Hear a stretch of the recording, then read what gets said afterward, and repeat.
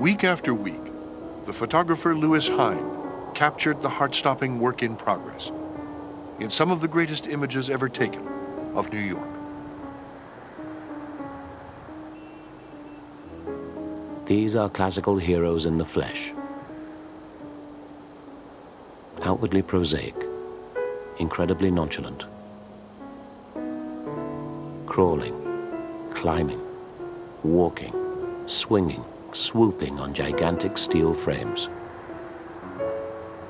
Hairy-chested huskies, strapping youths, clean-limbed and clear-eyed.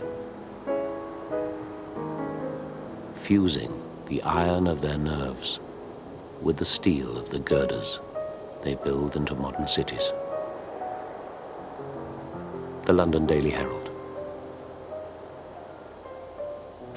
From start to finish, from the commencement of work on the foundations to the last piece of interior work on the gleaming marble lobby, it had taken the heroic team of engineers and workmen just 13 months to erect the tallest building in the world. One of the greatest feats of construction since buildings began.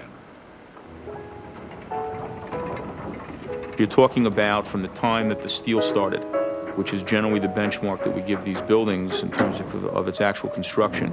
You're talking about 13 or 14 months working through the winter. And that winter was pretty severe. The winter of 30 into 31 was pretty severe. It was an absolutely amazing construction timetable.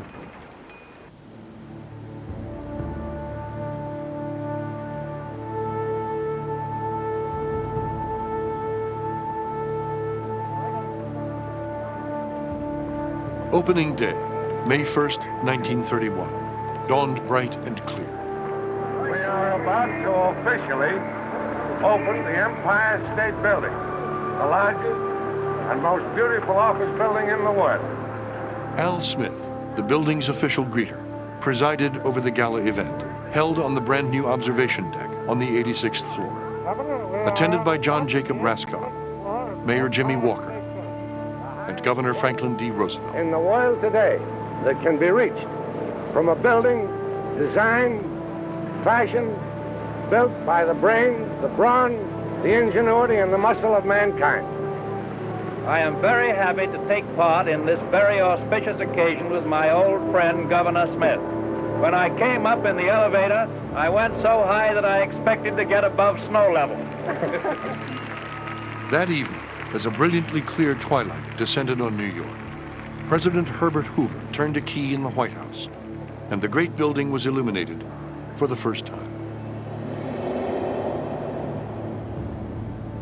Empire State seemed almost to float, like an enchanted fairy tower over New York. An edifice so lofty, so serene, so marvelously simple, so luminously beautiful, had never before been imagined. One could look back on a dream, well planned. Well, what do you think of the sight of Greater New York from the 86th floor of the Empire State Building? I think it's a marvelous sight. And on a clear day, you can see all the way down to Sandy Hook in the south. The longest vision from any building I'd probably think in the world. Well, it's much the highest I've ever been up. Highest for me, too. Probably as high as I'll ever be. Though John Jacob Raskob, too, had touched the sky, his beloved tower never lived up to his great expectations. All the high spirits of opening day could not disguise the fact that from the very start, the Empire State Building was a commercial failure and an increasing embarrassment to its principal owner. The skeptics who had issued dire warnings about the building's risky location were proved right. By opening day, Raskob and his partners had managed to rent less than 30% of the building's office space, and 56 floors remained completely vacant. People soon took to calling it the empty State Building. When it was finished in 1931, there was a tremendous supply of office space coming onto the market at the same time. And the Empire State Building was located in an area which was not particularly competitive. It wasn't around the transportation nexus of Grand Central. It wasn't in the center of the financial district. It stood alone, and so it didn't have the magnetic capacity to draw in new tenants. And the building didn't become profitable until 1950. 20 years after its completion.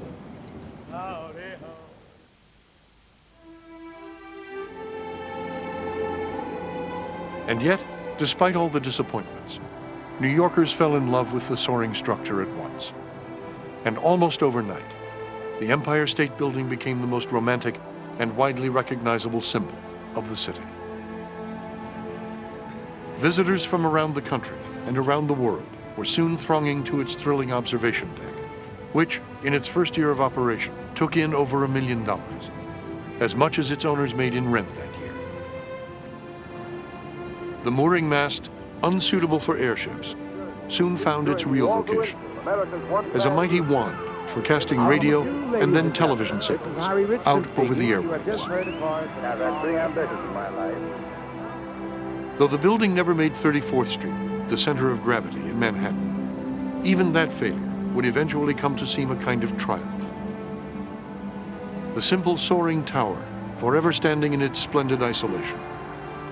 Magnificent, proud, visible from afar, and incomparable. Well, the Empire State Building is my favorite building in the world, and I think a lot of people hold it close like that. It presents its image from any direction as this beacon that you see. It marks the center of the island. You see it from the airport when you come in. You fix it from New Jersey.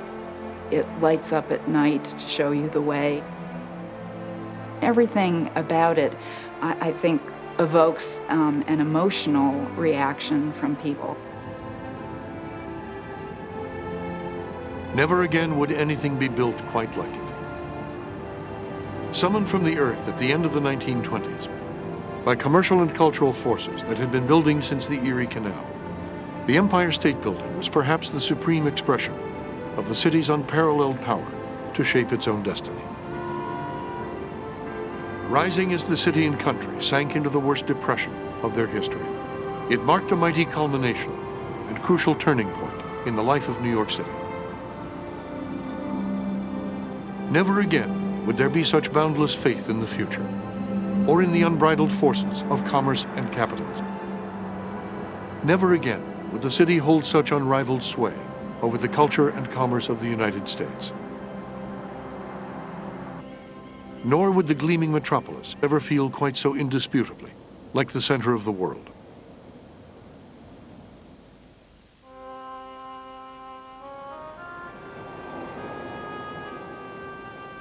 From the ruins, lonely and inexplicable as the Sphinx, rose the Empire State Building.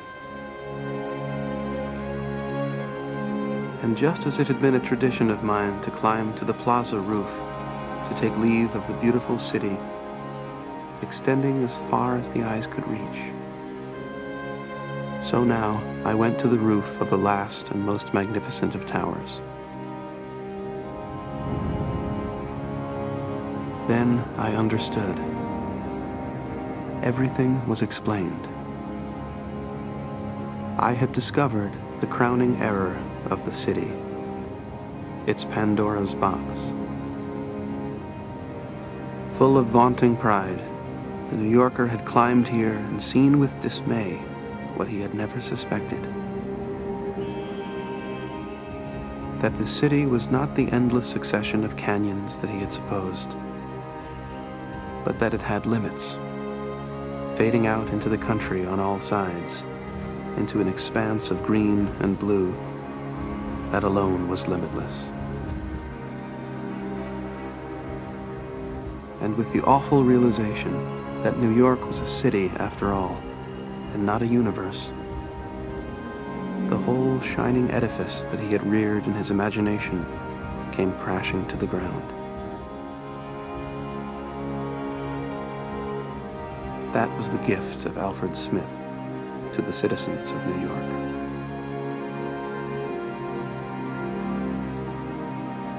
F. Scott Fitzgerald.